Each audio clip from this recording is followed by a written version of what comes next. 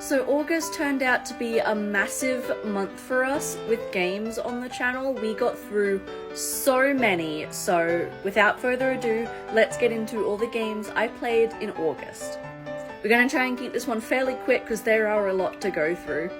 First, we continued our journey with the Dark Pictures games and we played House of Ashes. This one, I think, out of the 4 Dark Pictures games was probably the scariest of them all. I loved the designs of the vampires, the decisions felt like they held a lot of weight to them. We were also so close to a no death run with this one and we lost out like right at the end with one person. It was very upsetting. But House of Ashes gets an 8 out of 10 from me. I really enjoyed it. And finishing off season 1, we had The Devil in Me. Now this one I don't think was the scariest of all the Dark Pictures games, however I did enjoy the story from it the most. It gave me like Jigsaw, Saw vibes with the whole like recreational murder house, and I feel like I had to use my brain the most in this one with the decision making. It still doesn't quite meet up to Until Dawn though in my standards, so it's getting an 8.5 out of 10. But what a banger to end season 1 on. Next, someone was very kind enough as to gift me this hell of a game, Madison. This shit is fucked up. It's a 7 out of 10 from me. Very much Silent Hill PT vibes. You have like the hub section of the house, and as you go off and solve more puzzles and find more keys, you slowly get to open it up and unlock things. Obviously major trigger warnings with this game, but there were some good scares here. Incredible atmosphere, and actually got me with a couple of the jumps there. Next, a bit more lighthearted, we finally finished Pokemon Mystery Dungeon. We'd been playing this game for like 2 or 3 months. At this point, it was a much longer game than I thought it would. Granted, I ended up doing a lot of level grinding on stream, which I probably could have just done off stream, but that's fine, we got it.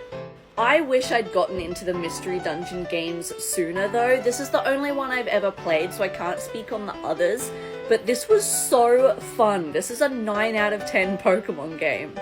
If you take away anything from this video, it's that if you enjoy Pokemon but want something a little bit more different to the main games with a bit of extra strategy tied in, pick this one up. It's really good, and honestly the story's like, it's up there. It got intense.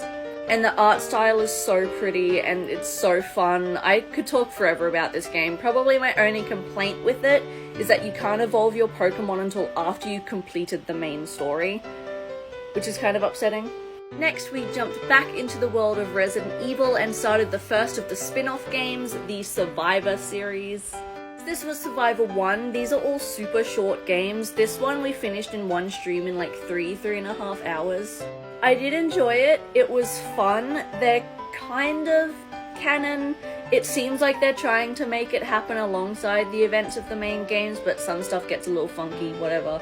But it was fun. It's like a first-person spin-off to Resident Evil, so you walk around in first person, the combat's in first person. The controls took a little bit to get used to.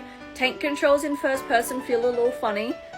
But it was a fun game. It's a 5 out of 10. I don't think you need to play it if you're a fan of Resident Evil, but it's not a bad game. Speaking of bad games though, next is Resident Evil Survivor 2 Code Veronica. What a title. This might be the first game I have ranked below a 5. This is a 4 out of 10. This, same general idea, first person, but it was an arcade game, and they didn't really change it for the home releases. It's meant to be played with a gun-con, we just played it with the analog controller. That's not a big deal. The controls actually weren't terrible. This was laggy as shit though. Everything was playing in like a solid 10 frames per second. And there's no campaign or story or anything like the first Survivor. It is quite literally, you just go through 5 levels. Each of them take like, I think we maybe took like 7-10 minutes most in a level. And you only have a certain amount of continues until it's game over and you have to start at the start, arcade style. I don't know that I would play this again, but it was interesting to experience. And lastly is Resident Evil Dead Aim, technically Survivor number 4. That's a whole thing to get into in of itself, but Dead Aim. This one was a bit better. This is a 5.5 out of 10. This one sort of meshes the Resident Evil styles together. You walk around and explore in classic third person, but when you aim your gun to enter combat, it switches to first person, which is actually kind of cool. The controls felt a little slippery and weird at the start, but you get used to them fairly quickly. The game looks really weird though. The character animations are really funky. They have like giraffe necks. It's really interesting. The subtitles and the voice acting did not line up, which kind of bothers me.